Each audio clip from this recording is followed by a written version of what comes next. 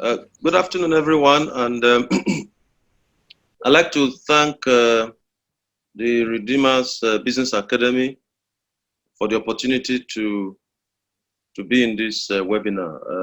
By the grace of God, I'm also on the board of the Business Academy. This afternoon, I've been asked to speak on leading in complexity, and the two previous speakers have laid the foundation. What I'm going to be talking about would require you to make lots of notes, and hopefully, if you can have access to the video, you or whatever other things, then you'll be able to, as it were, get the particular talk at the end of the day. So let me begin. I like quotes, and one of the things that I'd like to do is to provide you some quotes. There are about 3 quotes that I have here.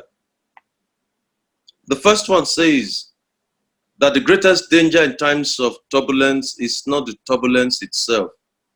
It is to act with yesterday's logic. And also that in times of change, what we need to do is to keep to the principles that we know, but we must change the methods. We must change the opinions that we have. For example, a gentleman named Victor Hugo says that keep your roots, but be prepared to change your leaves.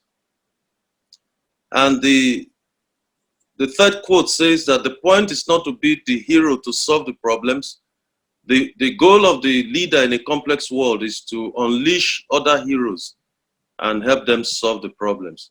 So some people may have listened to this particular topic in a previous webinar that I gave, but it's going to come in a different perspective, so I enjoin you to be patient. So the topic says leadership in times of complexity. So let's try to contextualize leadership and then complexity and bring the two of them together. So we define leadership in so many ways. The literature in leadership is huge. The definitions are huge. But I'd like to just take a simple approach and just provide a definition that will guide us in this conversation. So one of the definitions that is well known, John Maxwell popularized that definition. It's very well known. It says that leadership is a process of influence. It's how you motivate a group of people to act in achieving a common good. It is also a way that people contribute, how you move people to contribute something that will make something extraordinary happen. So that's one part of the definition of leadership, influence. The second part of definition of leadership that I would like to suggest to us this afternoon is that leadership is about decision making. So the goal of a leader is to make decisions. As a leader for so many years, one of the challenges that I've often faced is that I'm called upon to make decisions. And when the buck stops at your table, you cannot avoid making those decisions. And sometimes everybody knows what to do, but they are waiting for you to call the shots because it's a difficult decision. That is your prerogative as a leader. And you must make the decision based on the best evaluation of the situation that you have. And if you have the Spirit of God in you, based on how the Spirit of God is leading you. The decision at that time may not be popular. The decision at that time may not be acceptable. But down the road, if you are guided by the Spirit of God, that decision will speak. 10 years down the road, people will say that decision was one that we believe was guided by the Spirit of God. So decision making an influence. And there are so many leadership frameworks that we can also use. A framework is a way that you describe leadership, the traits and the characteristics of leadership. There are so many of them out there. If there's time at the end of this conversation, I would like to present to us a particular framework that was popularized. It was actually the subject of a research by 2 gentlemen named Coase and Posner. Coase and Posner, they came up with after the research with what they call the 5 practices of exemplary leadership. And they've published books and they've also designed training methods around what is called the 5 practices of exemplary leadership.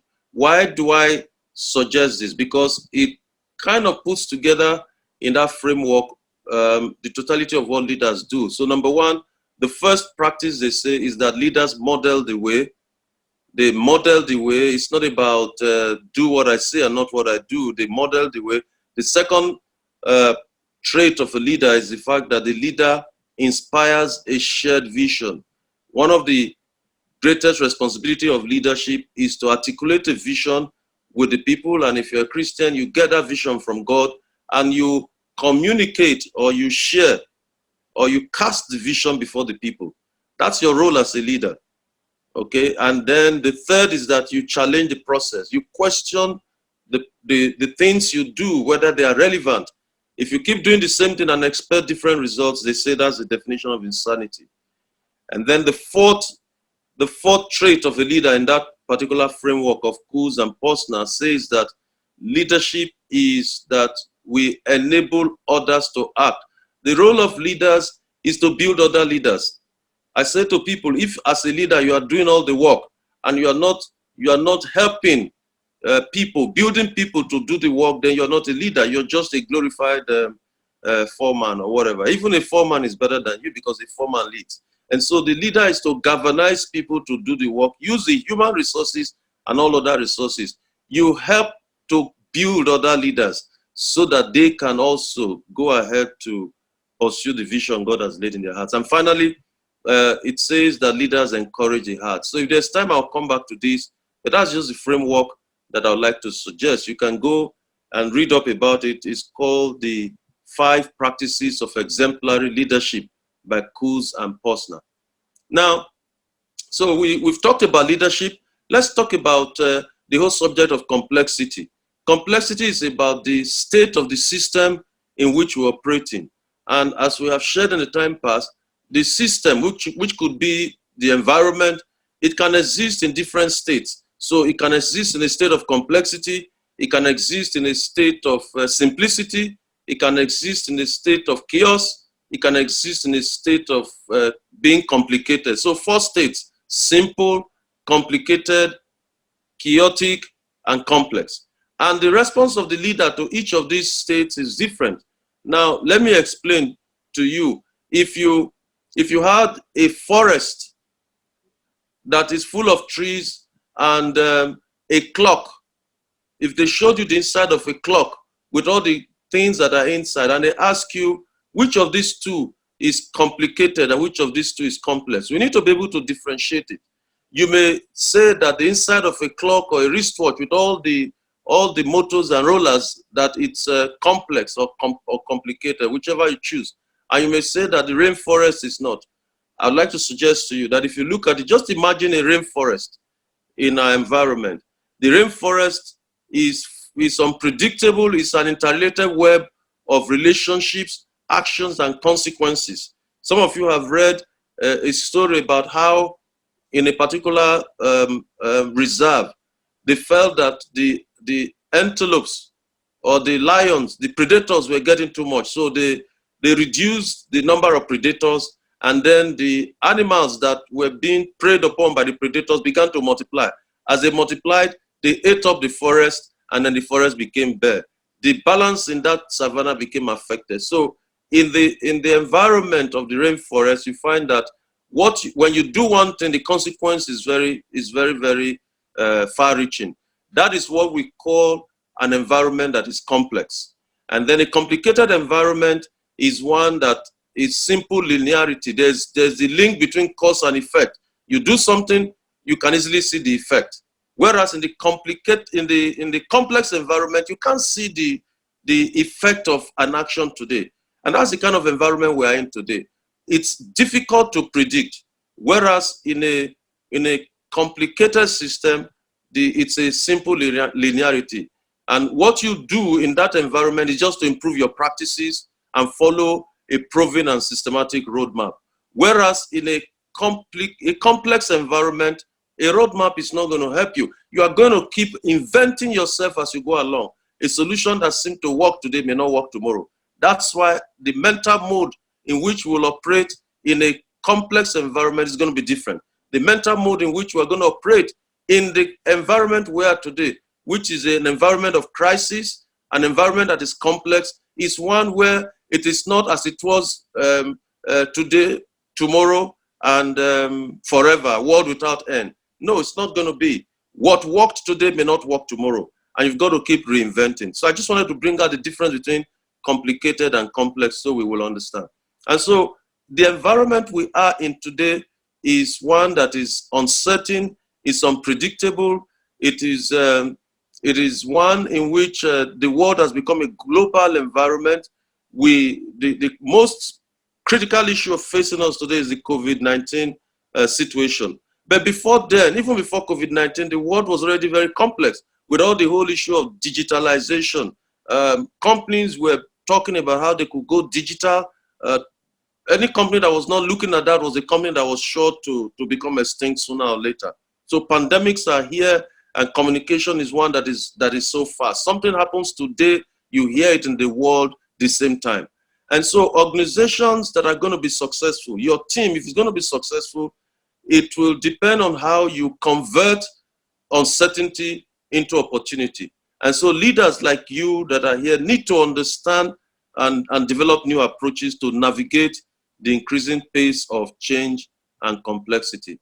There's an acronym that has been used to describe the environment that we face today, and it's called the VUCA world. VUCA is V for volatility, U for uncertainty, C for complexity, A for ambiguity. Again, it's a well-researched terminology, and volatility refers to the speed of change in the environment, in the market. A product comes out today, by 6 months' time, it's already become something that is outdated. And so it's volatile. And you need to run with that.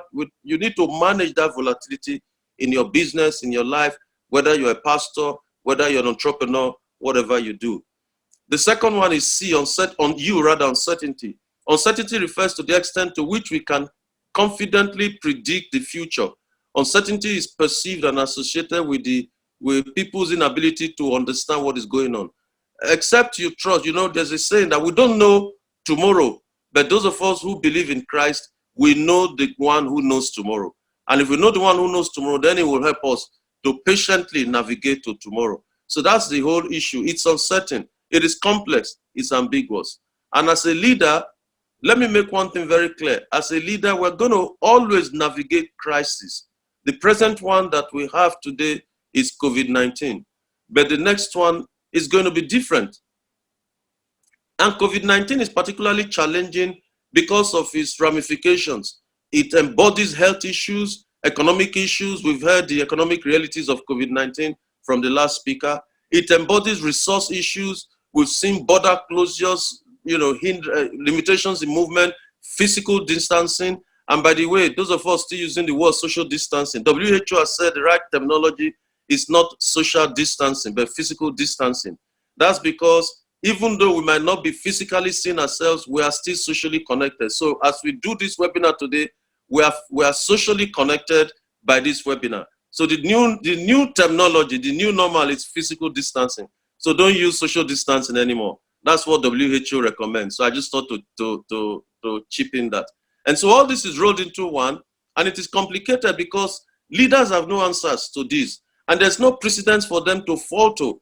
Typically, you find that leaders fall back to what they did before to solve new crises. But today, no leader will tell you that what they knew or what they did yesterday is going to be effective for what is happening today.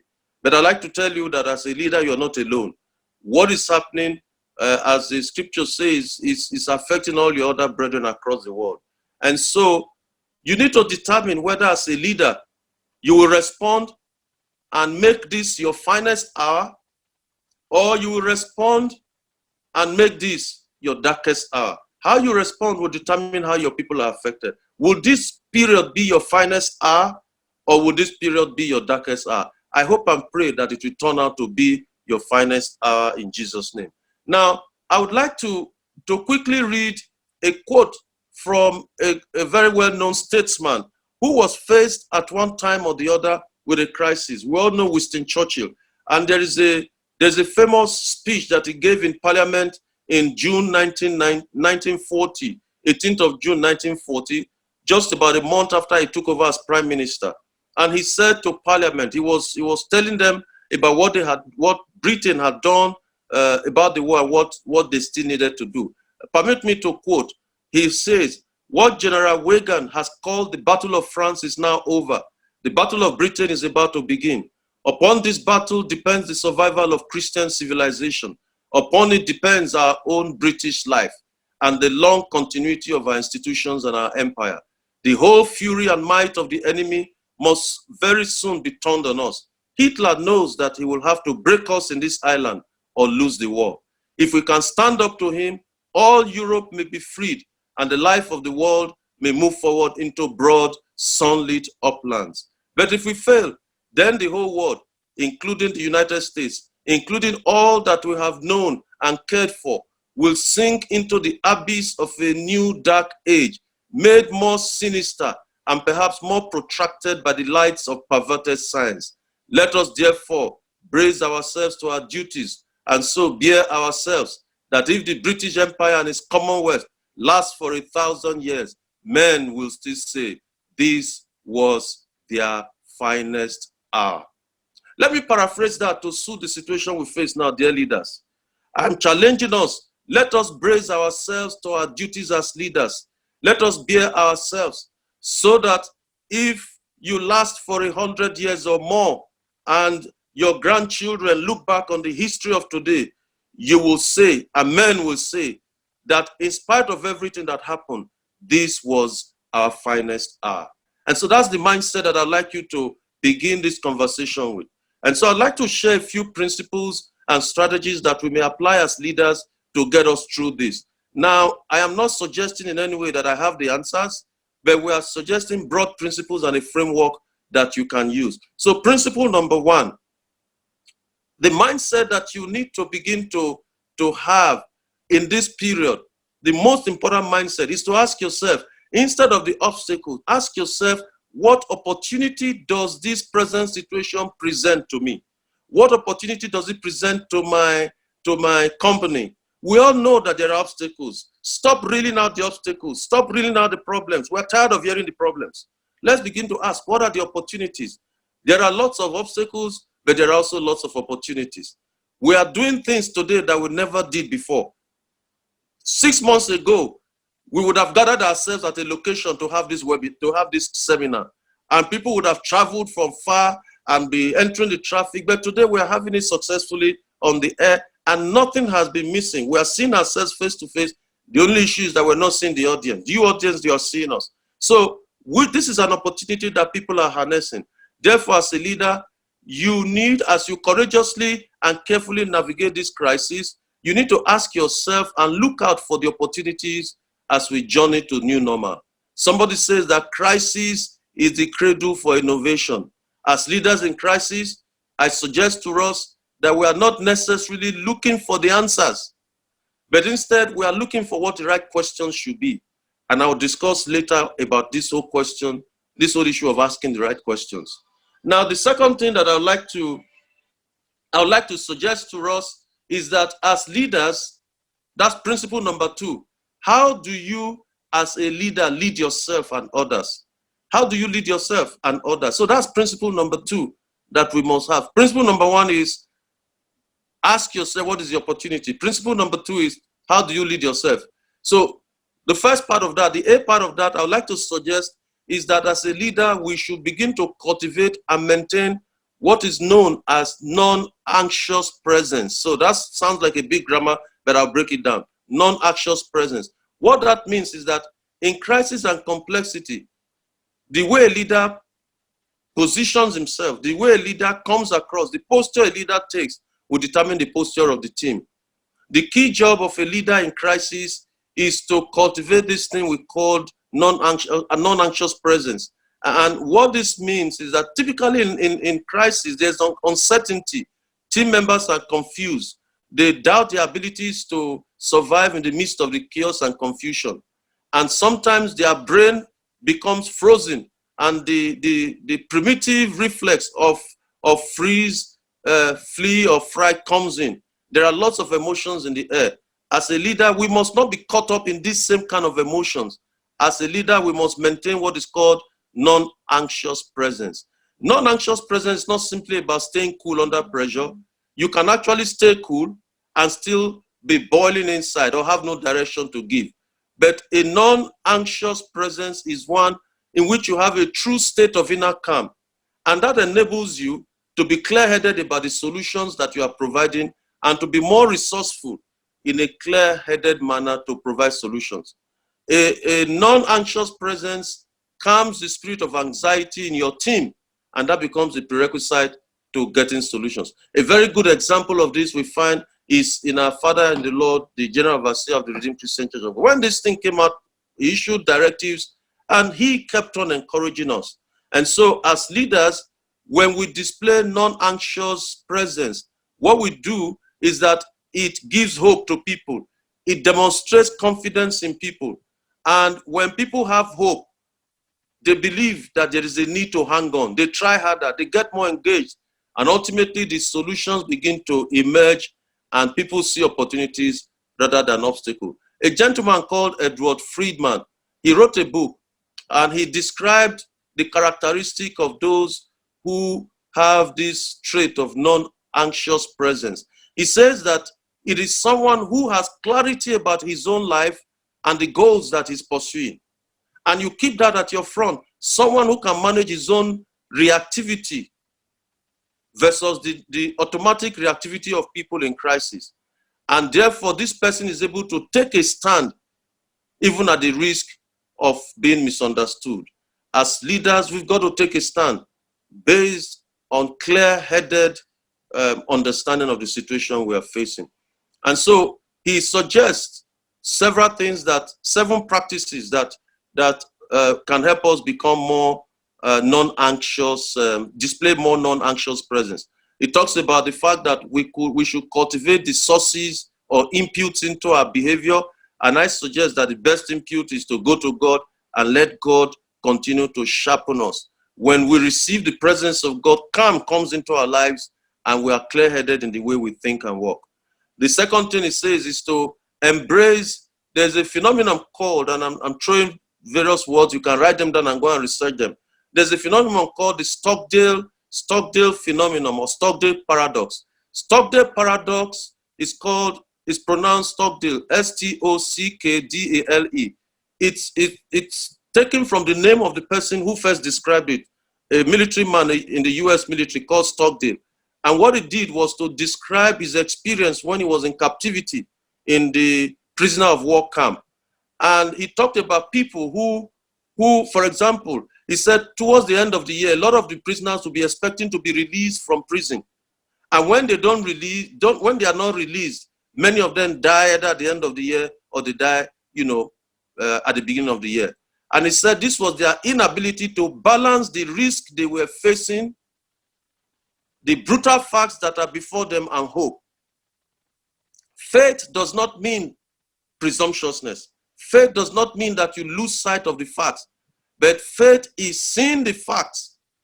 And then, as Pastor Peter Adeboye says, believing in the truth. Facts and truth are different. The fact is what you see. The truth is what does God say to you.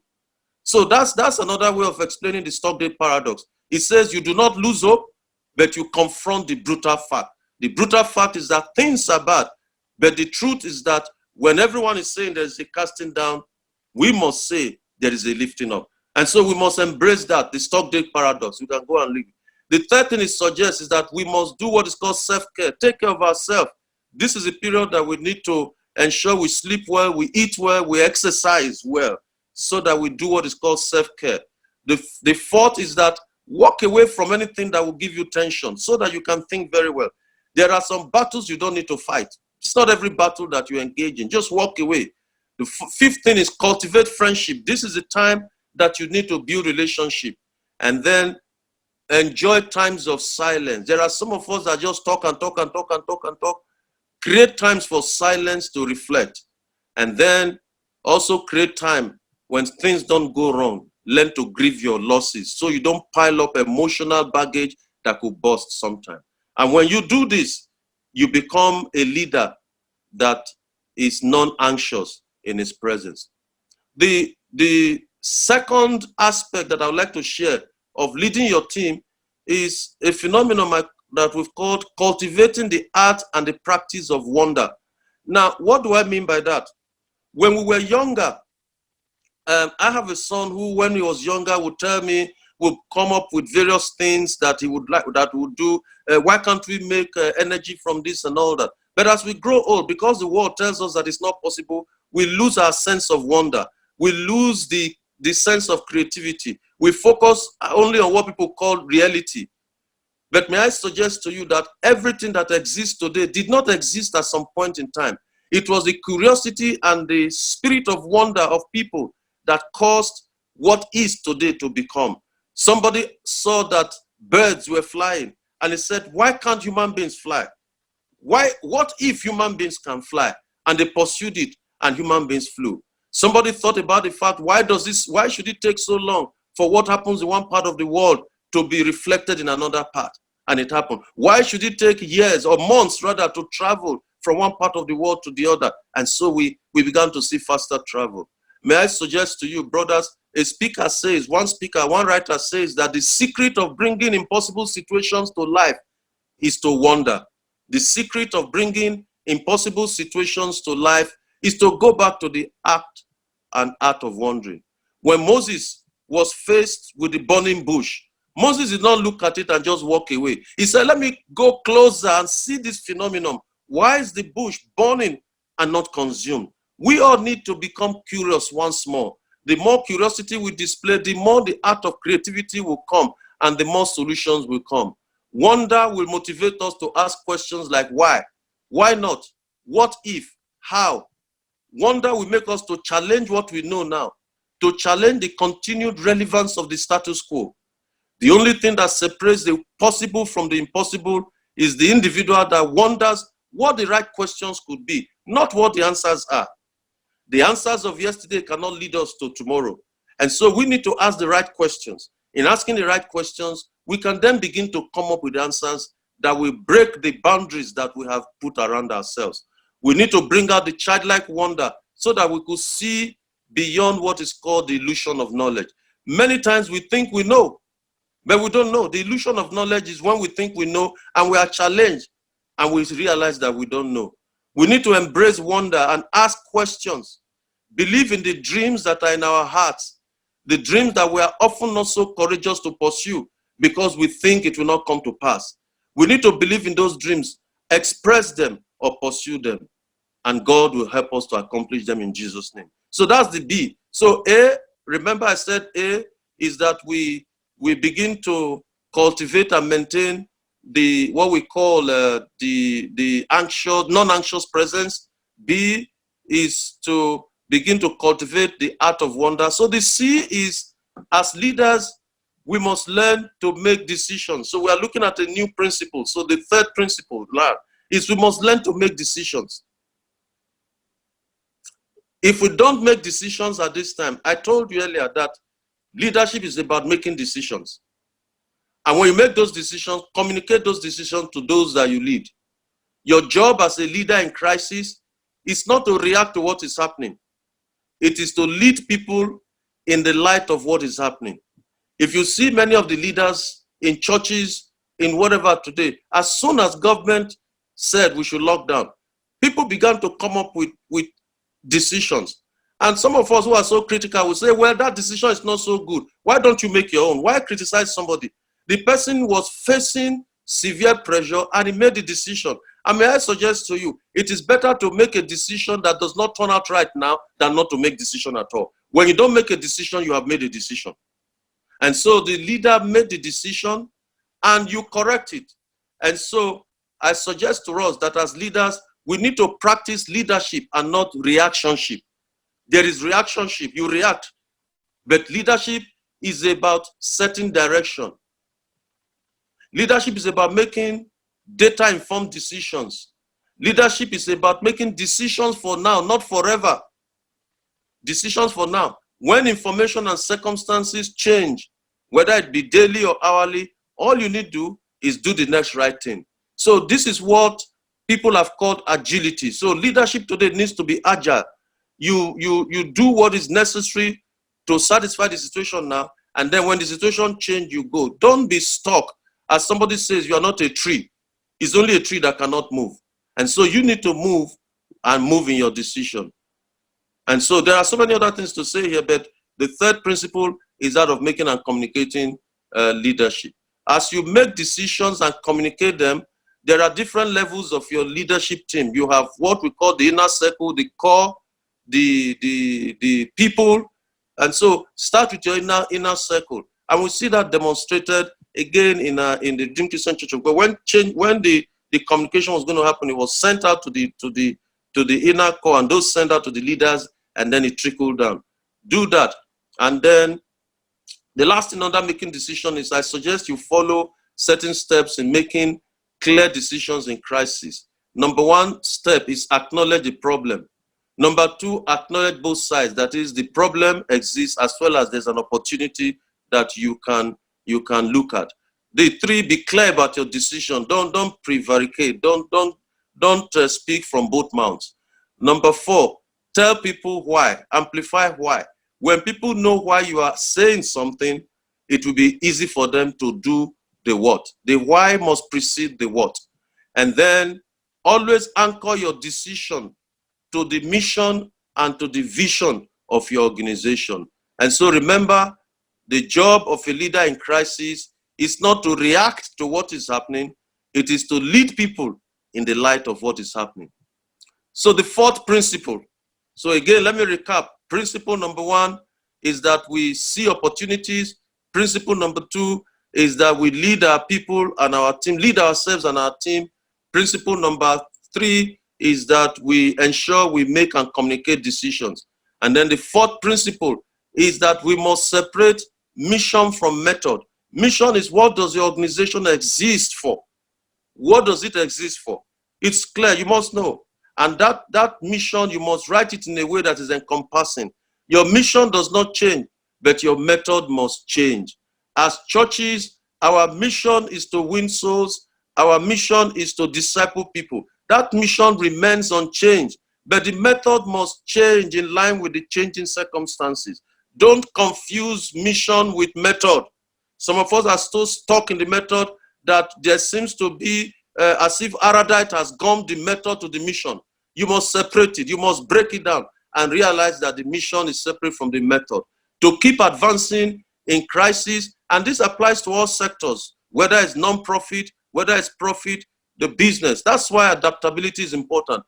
In crisis, it is the cradle for innovation. Your first response in crisis is to figure out how to do what you used to do. Necessity, they say, is the mother of invention. Remind yourself in crisis, what is our mission? What is our vision? What are our values? Those three things don't change. Mission, vision, values, they don't change. But brothers and sisters, in terms of principles or your mission or your values, be solid as a rock. But in terms of methods, you need to evaluate them during crisis.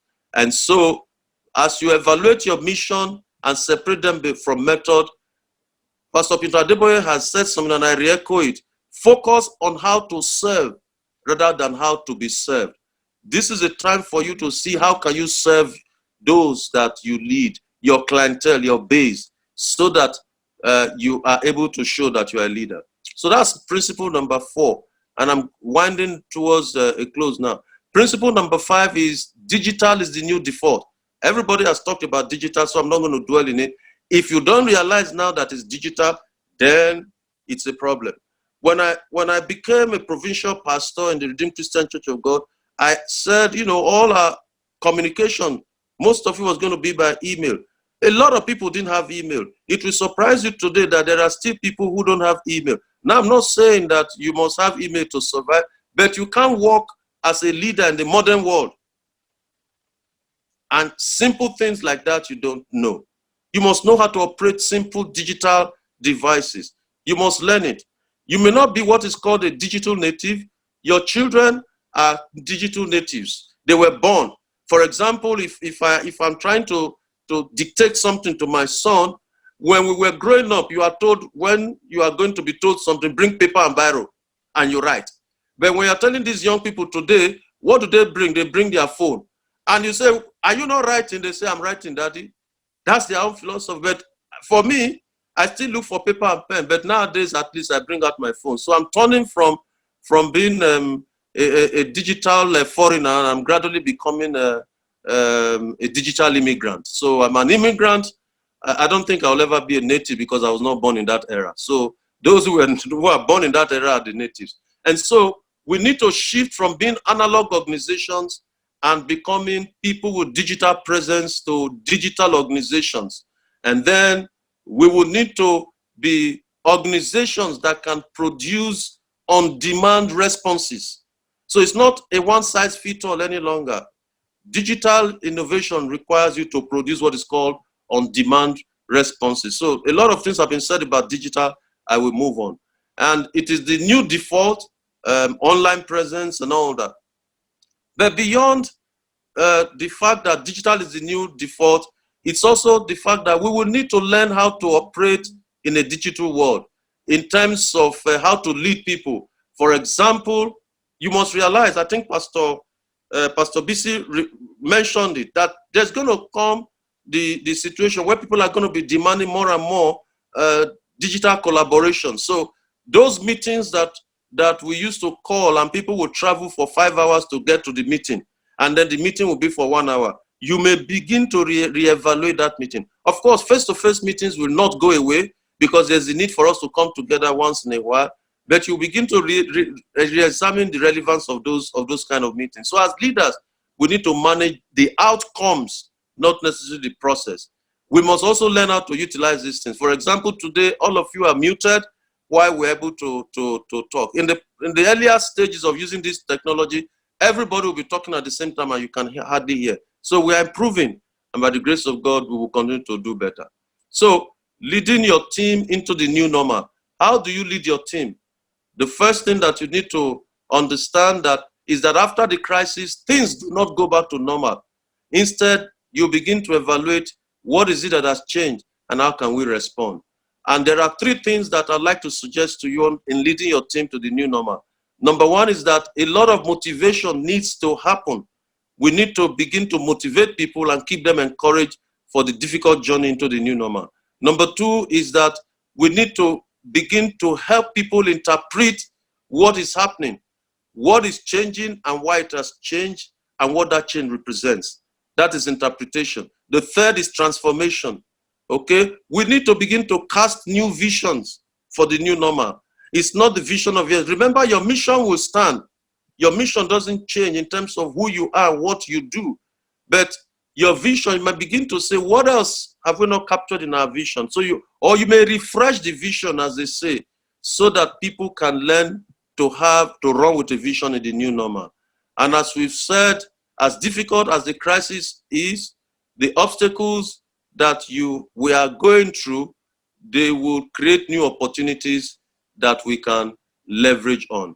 And so as I close, I'd like to suggest a few more things. Number 1, we need to, as leaders, mindset shift is necessary. We need to shift our mindset, and there are many areas. We need to shift our mindset from protecting boundaries to collaboration. We need to shift mindset from trying to do top-down control to building connections. You don't know it all. We need to shift mindset from centralized leadership to unleashing the collective intelligence of the entire organization. And so the other imperatives for us as leaders, as we wrap up, is that leaders must be disruption creators. Like we've said it, you must challenge the status quo. You must ask yourself those questions. Why not? What if? The other imperative is that we must become connectors, build bridges. This seminar is occurring today because of the connection we have with ourselves as leaders in various areas. There is no way that you alone can satisfy all your needs. Build connections. As we say, the person on your right or left could be the answer to the question you have always asked. And then as a leader, you must begin to learn how to do what we call strategic sensing. See what is happening in the environment. Don't be like the ostrich that puts his head in the sand and believes that, you know, nobody's seeing the back.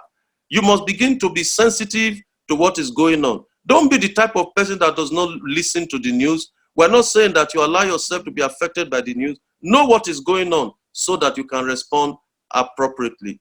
And those leaders who do this are the leaders who will walk into the new normal. And we've said that the job of the leader is to calm people and so on and so forth.